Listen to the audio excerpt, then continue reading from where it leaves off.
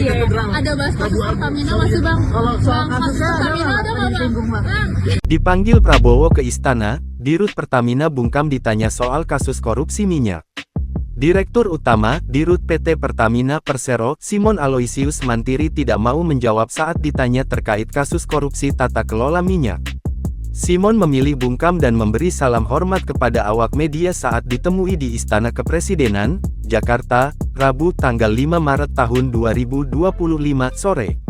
Diketahui, Simon datang ke istana karena dipanggil oleh Presiden Prabowo Subianto. Kepada awak media, Simon mengaku sedang terburu-buru hendak ke gereja katedral untuk mengikuti ibadah Rabu Abu. Pak, besaran ya? Saya mau ini Rabu Abu jam 5 di katedral. Iya sih, ibadah betul sih. Tadi bahasa apa? Mungkin ada sepintas Pak yang bisa disampaikan bahasa apa? Bahasa umum aja. Apa-apa? Persiapan menyambut mudik. Jadi kita pastikan operasional juga lancar, penyediaan energi lancar. Maaf saya, bisa jam 5 di katedral. Ada bahas kasus Pertamina masih Bang. Kalau soal kasusnya Pertamina ada nggak Bang? Thank you Bang. Makasih Bang. Maaf saya misa jam 5 di katedral. Ada Rabu Abu, kata Simon sambil berlari kecil ke mobilnya.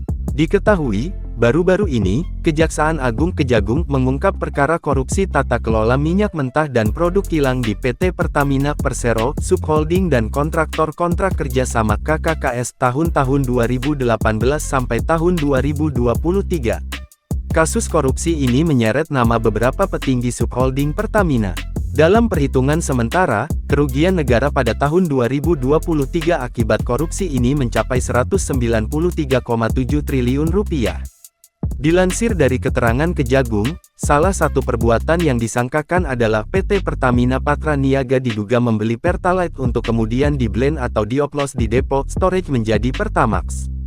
Pada saat pembelian, Pertalite tersebut dibeli dengan harga Pertamax. Download Tribun X sekarang. Menghadirkan lokal menjadi Indonesia.